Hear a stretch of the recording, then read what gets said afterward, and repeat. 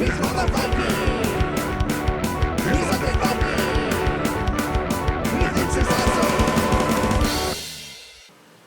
everybody, this is me, the Undead Viking. I've got a treat for you. Holy cow, look at this cool box. It's like, what is it, what is it? And then you just look at the side, Claustrophobia 1643. I didn't even know that this was a thing. I didn't even know that they were redoing this. And I walked by the Monolith booth at Gen Con, and I'm lucky enough to have met those people and have like done videos for them in the past.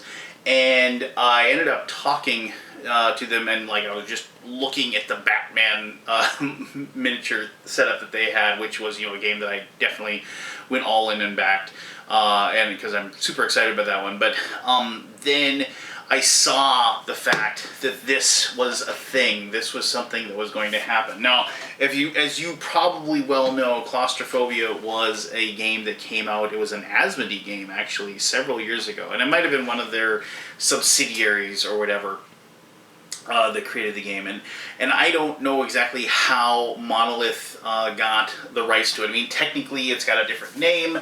It's called Claustrophobia 1643, so it is, you know, whatever. But it's the same game, right? But they've changed it. It's grown up. It's been altered. It's done its own thing, and they took what it looked like and they ran with it, and they ran with the grim, evil, dark, gritty art. It's Monolith, so they went off and they made some awesome looking minis, which you can expect to have and see, obviously, and it's what we've come to, we've grown accustomed to what they've created, but they kept the core of the game exactly where it should be, and they kept the play of the game and the theme of the game and the feel of the game exactly where it should be. So enough about that. I've got a ton of things I want to say about the game after we come back. So let me show you how the game is played, and then, yeah, I'll give you my final thoughts here in just a few minutes. Alright, so here we go. This is Claustrophobia 1643, and I know what you're probably thinking right now. Whoa, this is a lot of stuff. And yes, I have also had to set this up in a weird way that normally this would never look like this, because of the fact that these are like the Western Warrior boards, which are their, like, quote-unquote, the good guys. Remember, for the most part, these people are all like condemned criminals that are totally worthless to society, that they're just throwing in these suicide missions in the hopes they'll do something good. This is like the demon player, the Infernal player's boards here. Obviously, when you play the game, depending on which side, you're just going to have those boards in front of you. But my poor little 3x3 table that I use for filming could barely contain this. And yes, this game is a bit of a table hog, but you know, as long as you have a big surface to play on, you're not going to run into too many problems as far as that's concerned. But anyway, this is a setup for the kind of the most simple mission in the campaign booklet. This is just called Survivors. What you have is you have 4 heroes that are trying to make their way out of the dungeon. They have 10 turns to do so, and then as they're racing through, they're going to be turning over random tiles here to create the dungeon. But on the 10th turn, what's going to happen is that instead of a random tile, the exit tile is going to be placed on the board. And as soon as the exit tile is there, as long as you can get 2 of your 4 survivors to that board alive, then you will win the game. And obviously the demon player wants to stop that by killing them. So the game itself, if you're familiar with the old Claustrophobia, you're going to sense a lot of like things that are the same, but there are some differences as well. You know, so I'm just going to go at it with the idea that you've never played the game at all, and so, you know, just, you know, if this is old hat to you, I do apologize. But before I do that, I just want to say, one, this is a prototype that I was sent, a very, very good prototype. But like as far as like how the miniatures look and things like that, like, you know, here's a Hellhound. I just want to kind of let you look at that up close. You know, these are, you know, pretty cool looking minis. And you'll notice, here I want to show you this. This is another Hellhound. You will notice they are not the same mold. Like, they could have easily just said, you know what, we're just going to make 2 of these guys or 2 of these guys. And of course, you know, when I see these, what did you think of when you first saw this? I thought Ghostbusters, right? But anyway, so they're still super, super cool looking. And so they have these two hellhounds. And you'll notice that the illustrations actually do represent very well what the actual miniature is as well. These are the troglodytes. These are your grunts, as the demonic player you're going to be using a lot of. Once again, these are fantastic little molds. And once again, look, different molds. It isn't just all the same stuff over and over. And then finally we have like our big guy over here, the hunter. I wanted to show this to you. And so I love this. He's got like this big beak, like kind of an axe beak in front of him. These big giant long hands that shouldn't be that long, and like getting ready, poised and ready to leap, and like as he's like tracking down the heroes, if you will. Now the same thing goes for these over here, and I'm just you know, once again, these are, you know, like the ones that I was sent. I can't imagine that these are probably prototype creations, but they're going to look a lot alike. I love that guy's jagged shield, the way it looks, you know, and as far as like basically the stick with the spike in it. You know, these are not like people that have, you know, big giant. Well, of course, there is the Redeemer. Obviously, the Redeemer is the like paladin of the group. That like he's there, you know, to keep them in line, and also like he knows the score. He's willing to put his life on the line. I love the backpack that is the book on this back. I think that's just like such a great little touch as far as that's concerned. You also have these are called blades for hire. That's what these guys are. So, you know, here you have another one where, you know, like a little action shot. You know, probably my least favorite of all the minis that are in here, but still really, really cool. I you know, I dig it. And then the final one here. Oh, I should put him over there. That's actually him right there. And I love it. This guy is the Brute. And I just, there's so much to love about this miniature. As far as like, you know, the look on his face, like I love the armor. Like in some places it's like really nice looking. In other places it's just ragtag and piecemeal. And I love this guy's weapon. Like I don't know what that is. It's like a flail with a bunch of barbs on it. It's like something he just made in a junkyard somewhere, and that's what he's going to try to use. And once again, here we have like the jagged, like, you know, basically ripped a door off a hinge and like decided he was going to use that as a shield. You know, things like that. I dig the route they've taken. Now, and these obviously, they have different powers and abilities and things like that as well. Like the big thing, the blades for hire are elusive. That's what this little insignia there does. That means there's a rule that states that you can't leave a spot that has enemies in it as long as they outnumber you. So like if two of those guys were in the same room as three monsters, they wouldn't be able to run. But if you have the ability that's elusive, that allows you to get away. Like the Brute has the ability to be a bodyguard. So if somebody gets hit in the same spot as him, he can willingly take that damage if you want to. So there's different powers. The Redeemer has like these two abilities, these Aura of Courage and Prescience, where like if you can activate those powers using the powers of his faith, you know, to help protect and spur the people forward. So those are really cool, like little things, and I'm going to show you how that works here in just a second. But I did want to show you kind of the minis, and I'm kind of getting caught up talking about other stuff as it is. But regardless, this is how the game's going to look, like if you're doing this first scenario, and how it's going to start. Now, how this works is the player, the good guy, if you will, is going to go first.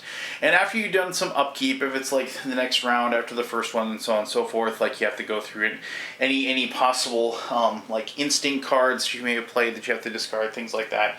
I'll talk about instinct cards here in just a moment. You take care of that. If you had any like powers and abilities that you enacted that only lasted for one round, you remove those, stuff like that. Anyway, then what you're going to do is, depending upon the number of characters that you have alive, you're going to take one die for each of those characters. And you're going to take these dice and you're going to roll them. And, you know, so I got a 1, a 5, a 3, and a 5. And I apologize, they might be a little bit tough to see. Now, each one of these characters, you can see, has these 6 locations of where you can put dice. And so obviously, like, you have 6 locations, you have 6 possible outcomes. And what you're going to do is, depending upon the spot that you pick, you're going to enact a different, like, ability for that particular character. So, like, if you look at the Brute, just for example, like here on level 1, you have so he get a 1 movement, a 4 attack, and a 3 defense if you used a 1 to activate that spot. In this spot, you would get, with a 2, you'd get a 1 movement, a 3 attack, a 4 defense, but you'd also get an instinct card. Once again, I'll talk about instinct cards in just a second. And so on and so forth. You can see all the way down to, like, if you used a 6, there'd be a 1 move, a 1 attack, but 6 defense. So, like, if he's in a bind and you desperately need him to basically just sit there and absorb the hits and not take any damage, you'd be using that particular spot. Now I'm just going to grab the Blade for Hire here just so you can kind of see the difference here. So if you can, once again, you can see kind of like as here he's got like more attack, and as you move further down he's losing attack, but as he's gaining speed down here, notice he gets 2 movement. He's gaining some speed. He's got defense. Here's the defense of 4, but no gain of speed. But all the way down here in the bottom, he gets 5 defense, but also gets an instinct card. So depending upon what you roll, you're going to be trying to determine what is the best possible decision for you for that particular spot. And so, like, if you wanted to use, say, a 1, for the Brute, so he has like super good attack power this particular round, and then we have like 2 5s and a 3 left. So I want to get instinct cards, so maybe I don't want to use a 1 for him, because to get an instinct card I got to put a 1 on a Blade for Hire, because I didn't get a 6 for them, and the Redeemer can't get any. But a 2 or a 3 would get it, so you know what, I'm going to use that 3. And I'm going to go ahead and put that there, because then that means I'm going to get an instinct card from the action of my Brute. And with the 2 5s I have left over, I'm going to have a Blade for Hire be able to move 2. I might not want to move him 2, but he could move 2. And then we're going to go ahead and put the 5 on there, meaning that our Redeemer is going to have 1 attack, 1 move, and 5 defense. Now, there's one thing about this particular scenario, is that as the Infernal player, the evil player, has to take this particular arrow here. And what that is that he has to place this in one of the possible directions that is leading out, because that is the direction the people have to go. That is the whiff of fresh air. And so every time they go in that direction, that leads them closer to escaping. So now you might be saying, well, why, the Infernal player, why did they get to do that? Because when the tiles get drawn, what they can do later on is that, as the maze of the passageways kind of develop, you'll have the option then to kind of force the players into like spots that maybe they have to double back and go over a spot in the dungeon where there's going to be like a trap there or things like that, and those are going to be located on those tiles, and so you'll see that. But anyway, regardless, so one of the things is that I got 2 instinct cards. So after you've gone ahead and taken care of that, you do get to draw the instinct cards. Now you can't use these immediately, you wouldn't be able to use them now, but later on you could. So here we have a Fit of Rage. The warrior gains a frantic talent, if that's the case. And here we have Vigilance. Warrior gains +1 defense. Now these, if you use them, you just place them on the character for that particular round you want to use them. Now, notice the other thing here, on the other side they have a 3 and a 4, meaning, and those are like the faces of the die. So you can then, like the next round, if like, oh, I didn't roll like the 3 that I want for over here for another instinct card that's on that particular spot there, like you'd have the option of like then playing that card to change it to that. Now you can't use both sides, you got to pick one or the other, but I love the instinct cards. I love the fact that it gives you that modulation, the level of like being able to change what you're dealing with, what the effect is, and so on and so forth. All right, so now the players are going to go ahead and activate each one of their characters. Now I'm not going to go through each and every character, but basically there's like kind of only there's very few actions you can do. There's sometimes in the scenario itself there'll be actions that you have to take. This one there really isn't. All you're doing is trying to escape. So you're going to be moving and attacking. and like as I said, in other scenarios, you might have different options available to you. But so when you move, you take the character that you're moving, and you say, okay, the brute, he's gonna move to this location. So what happens then is that the bad guy player, the demon player, is going to draw the top tile off that deck, and they're going to reveal it. And so here we have, so there is this little icon on the bottom, and that tells me that this is a trapped tile. And I just want to talk for a moment that the artwork for this game is moody and gritty and absolutely perfect for what the theme of the game is trying to convey. So, as the demon player, what I'm going to do is I'm going to place it like this. And the reason I'm going to place it like that is because now, if I choose which way I go, I can start to funnel things back towards the other players. So, like, if they ever went in this direction, maybe I'd be able to get monsters that would be, or demons that would be here, they'd be able to track down, and I don't want them to get too far away. I want them to be close. I want them to be clumped together so they can't escape. Now, one of the things that I wanted to point out, one of the coolest things with Claustrophobia in the old version, this one as well, is that these numbers on the side, that says how many of each faction can be in that spot. And one of the cool things is that when you move into these spots, like he's going to go into there, like so. Now only two of the people behind him can actually follow him into this room, meaning that there's got to be one left behind, and of course that makes me as the demon player excited because of the fact that there's a possibility that I'm going to be able to summon these demons to pounce on the one person that's left behind. It's something to consider and something to think about. It's part of the nuance of the game. It's part of the strategies. But the trap here, what it is that this is, and I'll talk about some of the other possibilities. I'll show you some of the other possibilities of the tiles. But the trap is the very first person to enter that room, the very first human person to enter that room. You roll a die. If you get a 3 or better, you take damage. So hopefully, if I was the demon guy, which I usually am when I play this game, we'll roll, and I rolled a 5. All right, so what happens then is when you take damage, you take one of these little skull icons right here. And what that does is that the player has to choose one of these spots to place that skull icon, and decide how they're going to reduce them. Now, so I'm going to go ahead and put it right there in the 4 spot, and I'll show you why. Because in the case of the brute, the 4 spot and the 5 spot are exactly the same. So I'm not covering up one of the places that got the instincts, so I don't have to worry about that. Now I'll talk about what happens if you activate a spot that has a skull on it in just a little bit, but just keep that in mind that if you ever actually fill up all of the skull spots on a character, then that character is dead. Now there are certain things, there are certain rooms, there's certain abilities that'll allow you to heal. So but for the most part, it's kind of difficult to heal up. So damage is deadly, and damage is going to happen. You really can't prevent it. All right.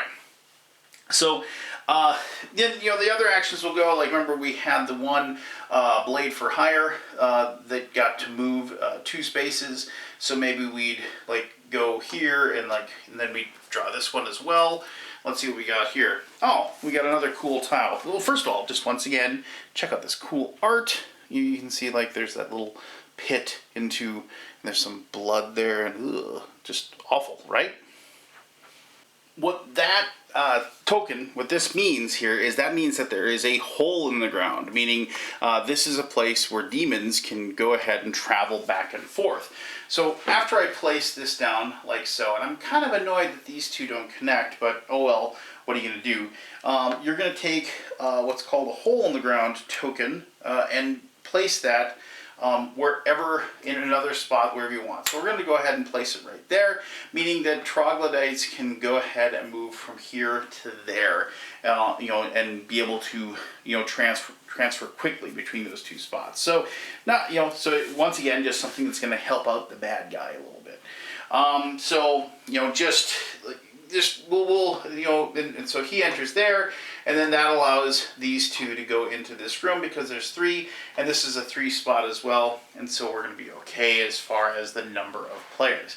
Now, that does open up a spot for the creatures to be able to pop in, which is bad, but you're keeping those players together, and that's cool. So after everybody's taken their actions, now it is the Infernal player's chance to go ahead and roll their activation dice. So you start with 3 dice, and you have 6 total. You always have to roll 3 dice. Now, if you have, there's going to be situations where you're going to be leaving dice on different you're going to be leaving dice on different spots on the board to like kind of charge them up. If you ever are in a situation where you don't have 3 dice to pick up and roll, you have to remove dice from those places that you're waiting to activate, and so you have 3 dice, and the Infernal player gets to pick where they come from. So the big thing what you're going to be doing is you're going to be placing them on this central board. And one of the major ones you're going to be using is you're going to be using Abyssal Threat. Abyssal Threat, for every, and I'm going to go through each one of these really quickly, like Abyssal Threat, for each die that you place on there, you're going to get 3 of these red tokens. And these red tokens are the things that you use to summon the demons that you're going to be using to kill them. It takes 5 to summon the Hunter, it takes 3 each to summon the Hellhounds, and it takes 1 each to summon the Troglodytes. And here's a very important factor, is that the Hunter, and the two Hellhounds, once they die, once they're killed, you can't get them back. You have unlimited Troglodytes, so you can just, they can keep getting killed and you can keep bringing them back. But, your elite units, you need to be careful with them. So then you have a couple other, you have Dark Destiny, you put 1 die in there, and then whatever the value of that die is, you're going to go ahead and be able to draw these cards, these like evil nemesis type cards that have different powers. I'll show those to you here in just a little bit. And you'll be able to, you draw the number equal to what you rolled, and then you just pick 1 card and discard the rest. You have Supernatural Speed and Frenzied Creatures. You have to use 2 white results. You'll notice that these die, these Destiny dice here, have white and red locations. So with the red locations, the creatures will gain a Frenzy, which means that if they fail with their attack, they immediately get to re-roll that attack if they want to. Supernatural Speed is just that. And these are just for your Troglodytes, and your Troglodytes get +1 to the movement. So these are the 2 ones: Intrepid Charge and Sneaky Charge. And there's 2 things about it. First of all, 1, you have to have 2 or more dice located in this that have 7 or above for this one, and 8 and above for this particular one. If you are able to have the dice, and those can be of any color. Normally, when you summon your infernal demons to fight, you can't have them show up in a spot that has a enemy warrior in it. You can't have them show up in a spot that has like a completely boxed in area. For example, if there was a tile right here, both of the exits out of this tile would be explored. So you would not be able to have your demon show up in that spot. So, 1, like the Intrepid Charge allows you to, put a demon into a spot that has a player, so in this case, because there's an open unexplored spot, that means that basically the monsters are coming from some area over here that you can't see yet, and they're running into the room like that. However, if there was another tile here, so let's just say this would be called the Sneaky Charge.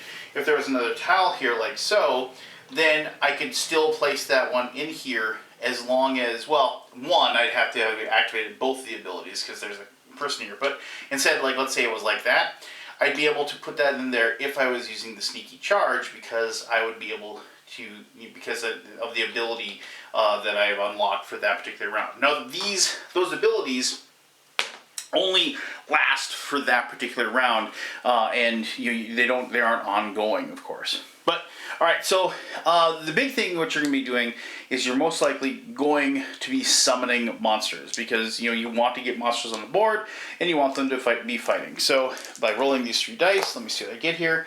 So I got a white 2, 2 white 2s, and a red 3. So what I'm going to do is, because no matter what the dice are, I'm going to go ahead and I'm going to place these 2 into the Abyssal Threat, and I'm going to go ahead and place that 3 into Dark Destiny. I get to turn these 2 dice into 6 of these gems, and the larger gems are the equivalent of 3, and since I'm probably going to use up all of my gems here for this, I'm going to go ahead and take that. Now, but and any that I don't use, of course, I go ahead and I place in that location like so. So I can hold on to them until later on. And then I'm going to go ahead and draw 3 of these cards, and I'm going to pick one to save. So here we go. Let's see what I get. So the 3 cards I get are Toxic Gas. Play this card during a threat phase. Choose a tile, roll a combat die for each human warrior, and score a greater than... Oh, wow. I think I'm going to keep that one. Suicide Attack. Play this card during a troglodyte attack. They gain +2 power, and then they are removed from the game. That's really good, too. And then Dark Destiny. Play this card during your preparation phase after having rolled the dice of Destiny. Choose a die of Destiny and place it with the score. Oh, man, that's good. But now I gotta keep Toxic Gas. So I'm going to keep Toxic Gas. I'll keep that right there. And I'm going to go ahead and discard those 2 and put them aside. So now what's going to happen is I'm going to go ahead and spend my dice at this point, or spend my gems at this point, to summon my undead minions. Now I could, like, I could really use up a lot, because I have the option of placing them in this spot, and I could place 5 in there, but they really wouldn't be able to go anywhere. So I can only fit 3 in here because of where. So I'm going to just go ahead. I'm going to spend 3 to put those 3 in there. I'm going to save the gem, with my big other gem, out until next turn. Maybe I'll like be able to summon my stalker next turn, things like that. So now I've put 3 of my troglodytes, and they're now in that pentacle, and now I get to go ahead and take my actions with them. And obviously the actions are there. These guys are fodder. They are meant to die. So we're going to race them into this room, and we're going to go ahead and take our action, which is going to be to attack those players. Now, technically speaking, I did this inaccurately, because I have to actually fulfill each monsters, or each troglodytes, or each demon, whatever I'm using, each of their turns in full. And the same goes for the human player as well. So I would move this one into that room, and then I would say, I'm going to attack.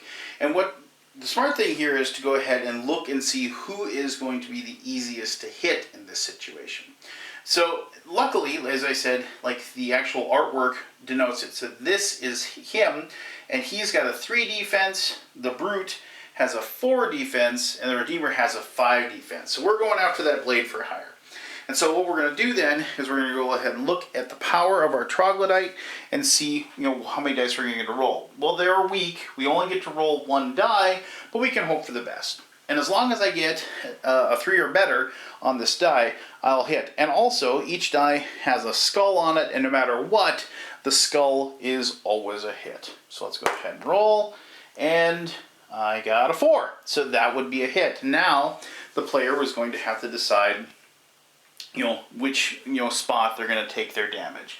And I'm just going to kind of do this quickly. So once again, where it doubles up there with 2 on 3, and so then we move in with him. We're going to go ahead and roll again. See if we hit again. That's a 2. That's not going to be good enough. And then I'm gonna get gutsy here. I'm gonna go in here and I'm gonna try to kill that Redeemer. And I should have mentioned that, and you probably realize this, the trap was a one-time thing. I didn't roll for the trap for each of those players because it was only the first one to go in there. And as a reminder, you do have these tokens that you can place over it like so. And notice there'll be a little check mark there to kind of like tell you that it's already done. So we're gonna try to attack the Redeemer, and I'm gonna see if I can get lucky and see if I can get a 5 and see if I can hurt him. And I got a 3. So I should have, I should have just gone up to 2. Oh well, that's fine. And to be honest, I should have used, since this is the threat phase, I probably should have used my toxic gas. But you know what, we're going to hold on to that and wait, and maybe like there'll be a time later where they'll leave, the other player will leave a player that's like been really, really hurt behind, and I'll be able to go ahead and jump in and take that. So that would be your turn. I mean, both of us have done our actions. We've done what we want to do, and now the other player would get to go. Now I'm not going to run through an entire another turn of the other player right now, but I am going to talk about something that's kind of cool. So when the humans attack troglodytes, so let's just say like this was the situation, these were exactly the same, and that brute would get to attack. So he would have 4 dice, and he's going to go ahead and he's going to attack that trog. And so we're going to go ahead and roll these 4 dice. So let's see, they have a 3, and I got a skull, a 1, 2, and a 5. So the skull and the 5 are hits. But remember, the troglodytes only have 1 health.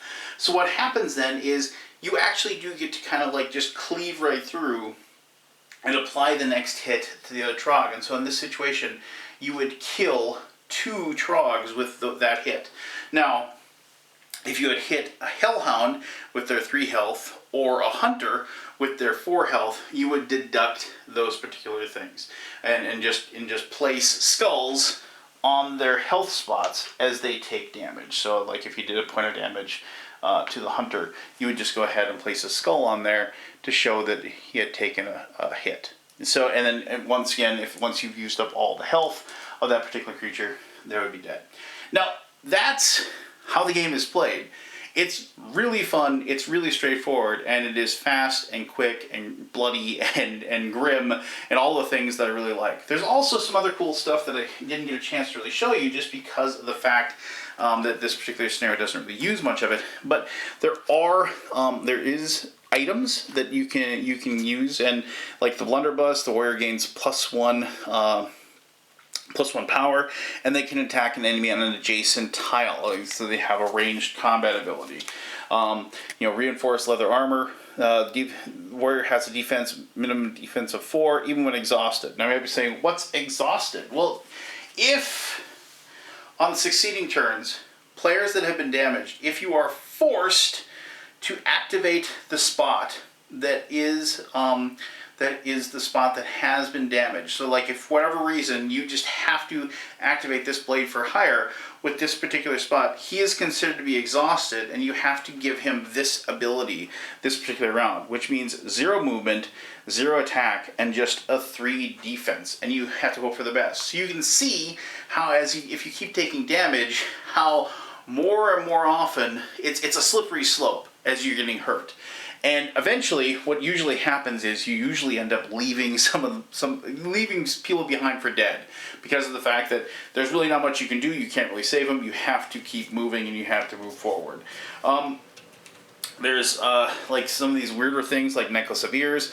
Troglodytes can't enter the play on the tile occupied by this warrior, even if they are exhausted, without any exception. So there's some gruesome things like that. And then like here's like a last chance potion. During the preparation phase of the human player, if this warrior is exhausted, this potion can immediately heal their line of action. They can act normally. In this case, they die at the end of their activation. So basically, they drink this for one last surge of power, maybe do something quasi-heroic, but then they collapse anyway. And that kind of is also the other thing I really like about this game, is the narrative of it, is the story, is the fact that it does kind of feel like you are in one of these grim, dark adventures, if you will.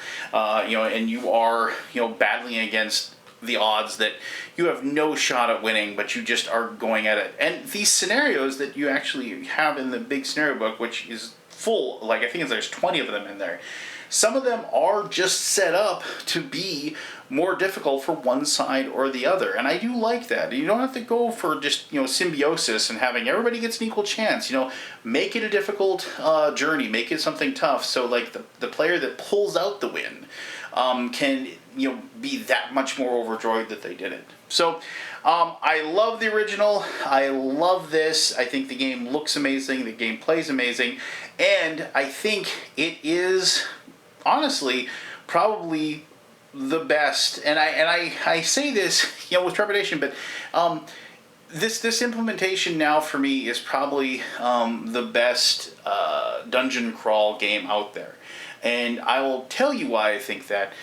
Here are my final thoughts. Oh. Ooh, there it is. There it is. Claustrophobia 1643. As cool as that art is, check out... Oh, man, check out that art. Like, some horrible, evil overlord there whipping his troglodytes into a murderous fury. You know, go get that holy blood for me. Bring it back, you know. Just so wonderful. It's like right out of, like, Warhammer Fantasy Roleplay, you know, where, like, your characters just slowly descend into madness and they just know they're not going to live, which is kind of what this is. I mean, I love the idea that here are these convicts that have basically said, well, we can either kill you now or you can go into the pit and the demons can kill you, and maybe you can redeem yourself to your god in some way if you somehow manage to like survive or just like do some good before you get ripped apart and eaten. You know, just just like, yeah, I mean, like, if you actually, like, pause and think about that, it's pretty grim. You know, but, you know, that's the whole theme. And as I said, Monolith has done a great job with the art and portraying that theme. It's done a great job with the molds for the minis for the theme and with the backgrounds. Like, there's some really fantastic narrative that's been written into the scenarios and written into the game itself. And it just evokes that theme. Now, I mean, I'll take a couple of moments just to talk about the production values of the game. I mean, obviously, the miniatures look amazing and they're fantastic. These player board things, like, you say, oh, okay, there's the player, but, like, you know, and I should have mentioned this, but they open up, and so this is like the player sheet, and then you just kind of slide it in there, and then you close it up, and everything is right there. It just matches up, and I love this whole process of, like, putting the die, like, into the spot, into the, like, the little part, and, like, if you have things that, like, you can equip over here, you get to place them in these little notches as well. So it just feels right. The game doesn't make you have problems trying to, like, make it fun, if that makes sense. Like, even the big Infernal board here, like, this one opens up, and so, like, if the troglodytes have different powers, you know, that you go ahead and you're going to swap out that sheet. And the same thing goes for all the different parts of that. You know, it's just like, so it's very modular, very, very easy to use.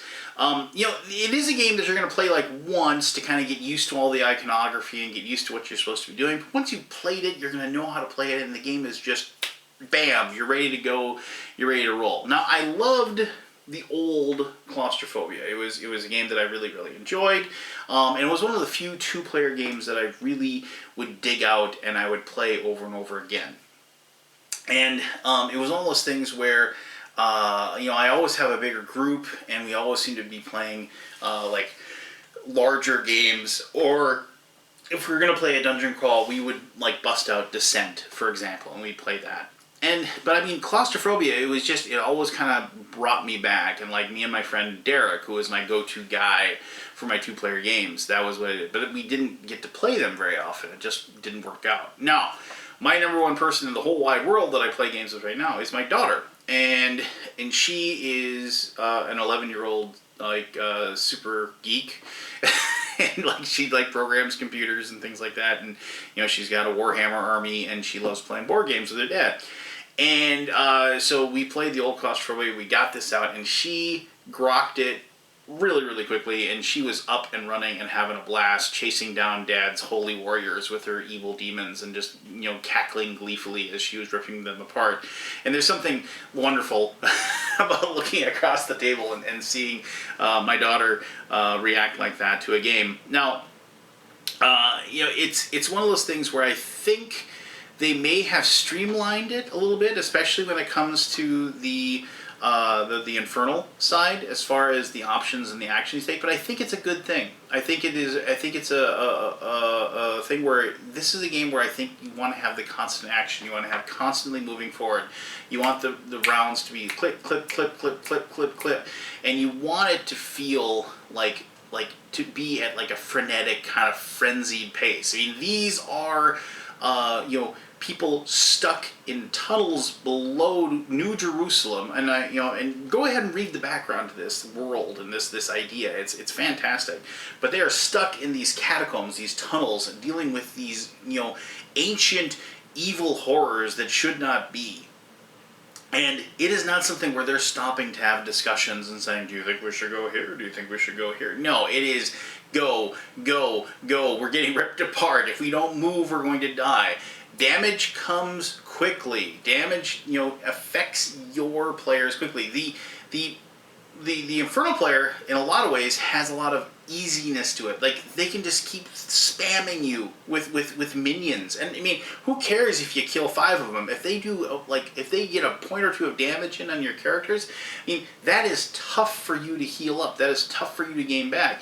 It is a war of attrition, and you can't fight the numbers it is. So you have to be constantly pushing forward and running. And I love that bleakness. I love that feeling of oh my gosh, can we do it? We're not going to make it. We're not going to make it. Because when you do pull off the victory, when you do actually the 2 people that can barely breathe and basically reach the exit and crawl back to the surface in that first mission, the 2 people, I had a rather epic win where the brute basically. Because of his ability, he can, he has this impressive ability that allows him to just go ahead and stop, elusive creatures, from getting away from him. So he just stood there and took the hits and got ripped apart and died while everybody else escaped. And so I was able to win a game that way. And, I mean, but in your mind, you see that, right? You create that movie in your head.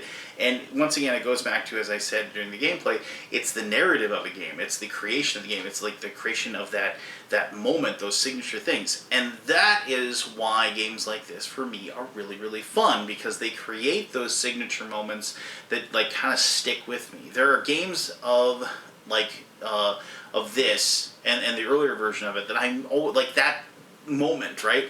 I'm always going to remember that moment. And when I play the game and I dig it out, I'm like, oh yeah, I remember that. That was super cool. And the thing was I was playing against, as luck would have it, I actually was playing this. I got a hold of my buddy Derek and had him come over and play it. I was playing against him, and we both were that was really cool. Even though he lost, he was that's pretty awesome. I mean, and I think that's what games like Claustrophobia create, is those little awesome moments. Now, I mentioned there was that big tease, right, where I said, oh, this is the best dungeon crawl game. Here's why I think this is probably the best dungeon crawl game. Now, I played lots of them. I probably played most of them. And dungeon crawl doesn't have to be sword and sorcery either. Well, sword and sorcery is a good dungeon crawl game. It doesn't have to be. There's tons of games out there that have the whole explore the map, find the things, kill them, so on and so forth. I've played a lot of them, and and I've played ones in space. I've played ones in the Cthulhu world. I've played played some in the bottom of the ocean, with a Deep Madness game, I think it was called. I mean, and they all have their strengths and their weaknesses and whatever. But a lot of them, what they do is they have a lot of rules, and they have a lot of things that kind of bog down.